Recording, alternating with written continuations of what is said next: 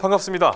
반갑습니다. 네, 먼저 본인 좀 소개를 좀 부탁드리겠습니다. 안녕하십니까. 예비역 공군중령 장정이라고 합니다. 제가 얘기를 얼핏 듣자 하니 경력이 상당히 화려하시고 별말 관참의 말씀이십니다. 네, 여러 가지 임무를 또 이렇게 수행을 하셨더라고요. 저는 뭐 이렇게 대단하다고 생각하지는 않는데 F5 먼저 탔고요. F16을 좀 오래 타고 나머지 정책부서에서 조금 일을 한 경험이 있다 보니 아무래도 그리고 조종사로서 네.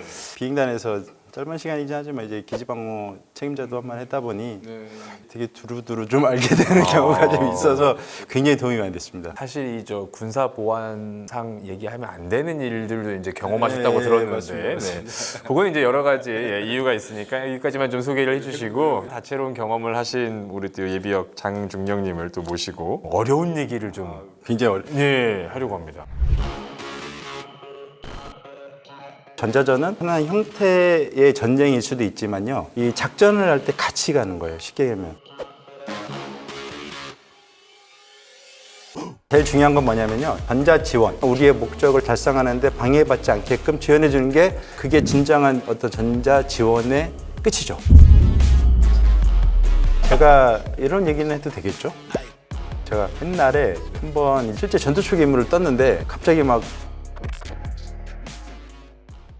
전에는 전자전 뭐 이렇게 얘기를 했었고, 그리고 이제 그래서 전자전에서 사용되는 기체라고 해서 전자전기 뭐 이렇게 좀 불렀었는데, 이게 사실 좀 재미없는 얘기지만 개념부터 좀 제대로 알고 뭐 넘어가야 될 것 같긴 해요. 그럼요. 중요하죠. 그러니까 어렵게 생각하실 거 아닌 것 같아요. 쉽게 뭐 말씀을 드리면 대기 중에 돌아다니는 모든 에너지, 주파수, 잠수함에서 쓰는 주파수부터 해갖고 우주에서 쓰는 주파수까지 모든 것들을 이용해서 공격을 할 때는 우리가 쉽게 공격을 하고, 방어를 하는 입장에서는 적의 공격을 막아주는 그런 개념인 거죠, 사실. 그래서 쉽게 이해하실 때는 모든 거를 가용한다. 공중에 날아다니는 모든 것들을 가용해서 전쟁에 쓰는데, 그거를 우군에 유리하게 또 쓰고 또 궁극적으로 우리가 전쟁에 승리하기 위해서 쓰는 거다. 전자전은 어떠한 하나의 형태의 전쟁일 수도 있지만요. 이 작전을 할 때 같이 가는 거예요. 쉽게 얘기하면.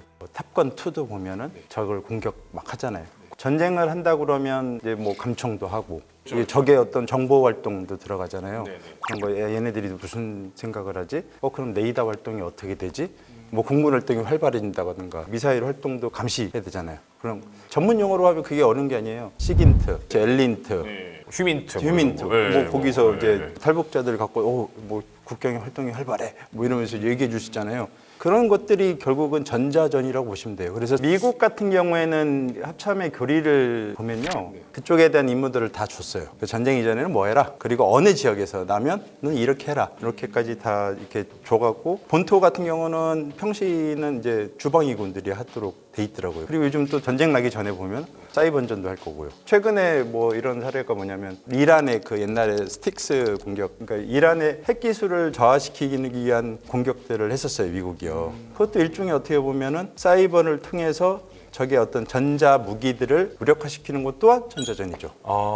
우주로 가볼까요? 우주로 가면 이제 GPS 재밍을 하겠죠. 지금 우크라이나전 그쪽 뭐 민항기 분들 다 얘기 들어보면 GPS가 안 잡혀요. 전통 항법을 이용해서 가든가 자체 항법을 이용을 해야 돼요. 그래서 거기 흑해 쪽으로는 지금도 그래요. 그래서 거기에 대한 절차들을 수행하고 계시는데, 마찬가지로 GPS로부터 저희가 정보를 안 받는다는 건 결국은 GPS를 뭔가 무력화시키거나 역으로 허위 전파를 실을 수가 있겠죠. 왜냐하면 GPS 굉장히 정밀했어요. 최초 개발된 배경 자체가 군사용이었어요. 처음에 이제 무기를 만드는데 너무 정확해. 그래서 이게 얘네 당황한 거야. 적이 저를 아니까.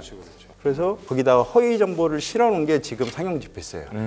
그래서 미군들은 무기 체계에다가 GPS를 항제밍 기술이죠. 그러니까 엔티 제밍 기술을 넣은 크립토키라는 것들이 있어서, 그것들 이제 무기 체계에 들어오면 거기에서 이거는 진짜야 이렇게 해서 이제 이것 또한 어떻게 보면 전자전이죠. 기본적으로 전파는 직진성이 있다 보니까 그런 것들을 어떻게 쓸 것인가. 미사일을 쏴서 무력화시키는 방법도 있고, 미사일을 쏘지 않고 무력화시키는 방법도 있고, 체프 플레어라고 하잖아요. 그렇죠. 뭐 이렇게 그런 것도 다 어떻게 보면은 이 전자전 요소들을 뽑아서 만든 무기 체계예요. 그러니까 그거를 쓰면 곧 전자전이죠, 일종의. 전자기전이죠. 근데 이게 굉장히 어려운 게 뭐냐면 국가급이에요. 전자기전을 이렇게 통제하는 것들은 국가급 자산이라고 해야 되나요? 말 그대로 이 전쟁, 이 무기 체계로만, 이 개념을 통해서로만 전쟁에서 이길 수 있냐 없냐 이런 거죠, 사실은. 미국 같은 경우도 뭐 몇 개 안 되는 비행기들이 그런 임무들도 좀 하고 그런 것들은 실제 작전할 때도 에스코트들이 붙어요. 절대 혼자 안 가요. 얘를 보호하기 예, 위한 그럼요. 다른 예, 애들. 그럼요. B-52 예를 들면 그 국가급 자산이에요. 폭격기 만드는 것도 힘들고 어렵지만 이 중요한 건 유지하고 얘네가 한 대가 뜸으로써 우리한테 주는 메시지라는 게 있거든요.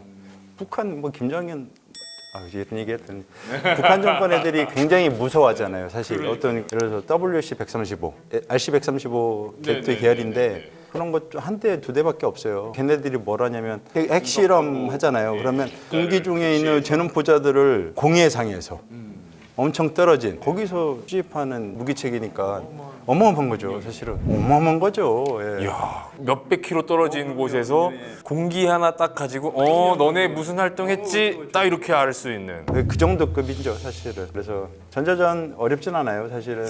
이해하는 게 어렵지 이거를 실제 어떻게 쓰는지. 예를 들면 우리 감청 많이 하잖아요. 많이 하나요? 많이 안 하면 사실 알 수가 없잖아요. 모르겠어요. 많이 하는지 안 하는지 저도 정확하게는 모르겠는데요. 대북 곡성기 이런 거는 사실 어떻게 보면 전자전 기법 중에 하나겠죠. 노이즈를 쓰는 거니까, 음파를 쓰는 거니까. 그렇지만 우리가 그거를 국가급 자산이라고 하진 않죠. 전쟁에 승패를 제어하지는 않잖아요, 사실은. 그러니까 이런 식으로 이해를 해주시면 레벨이 어느 정도 되겠구나. 그러면 이제 전자기 전이란 뭐다라는 개념은 이제 좀 잡힌 것 같고, 우리 이제 보라매님들이 되게 관심이 있는 거는 좀 더 구체적으로 그 얘기를 해주시면 더 좋을 것 같아요.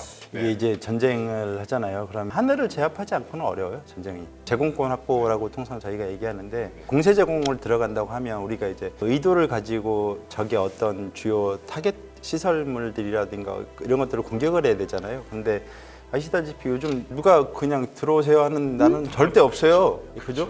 더군다나 북한 같은 나라는 최고의 어떤 중첩방공망을 가진 국가라고 얘기를 해요. 14.5mm라든가 어떤 지대공 재래식 무기부터 해서 고고도 6만 원 비트, SA2 오래된 무기체이긴 하지만 중첩적으로 많이 깔려 있는 국가구나. 그리고 또 최근 첩보는 잘 모르겠습니다. 옛날 첩보에 의하면 러시아제 시정무기 체계들도 많이 들어왔다는 얘기도 그래서 우리가 준비를 해야 되는 거 아니야? 이런 거 한 10몇 년 전부터 그런 얘기는 했었거든요. 사실 저 현역에 있을 때부터.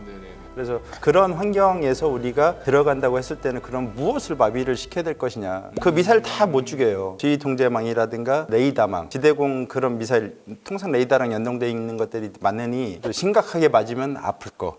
또는 얘는 진짜 100%다 맞을 것 같아. 그런 것들이 있어요. 그런 것들을 무력화시키거나 또는 파괴를 하거나 100% 작전은 안 되지만 그러니까 약간 일부 기능을 그래서 좀 수리하는 시간 좀 벌게끔 우리가 그 사이에 들어가면 되니까 아니면 미사일은 그대로 있는데 레이더 일부 기능만 또 마비를 시킬 수 있겠죠. 그런 이제 무기 체계의 특성에 맞게끔 운영을 하기 위해서 이제 그라울러 아까 말씀하셨지만 EA6 프라울러가 먼저 전신이었죠. 해군용이고 EF-111 이제 라벤이라는 옛날에 접히는 비행기 그게 이제 EF-111 공군용인데 퇴역은 했고요. 그래서 이제 그라울러로 간 건데 이제 그 친구들은 이제 뭐냐면 펜데곤을 보호하는 임무예요. 해당 시간대 우리가 원하는 타겟을 공격하려면 비행기들이 이제 팀을 짜갖고 들어가죠. 팀을 짜갖고 들어갈 때 이 팀을 보호해 주는 거예요. 근거리에서. 그런 역할들을 해주는 게 이제 EF 계열이. 스타크래프트 혹시 해보셨어요?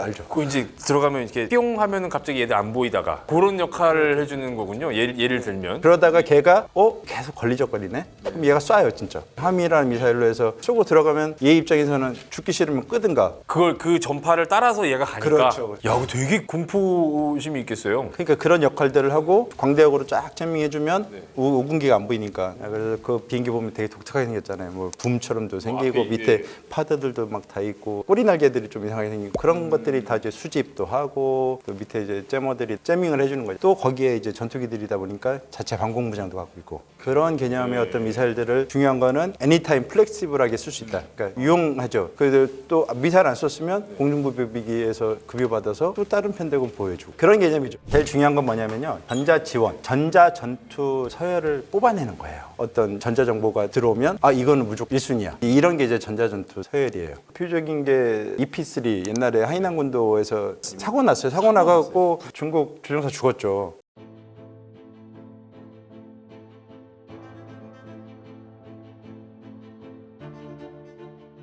왜 영웅됐잖아요, 중국에서. 아 미국 사용했다고 해서. 그러니까 EP3라는 비행기는 미 해군에서 운영하는 전자전기예요, 사실은.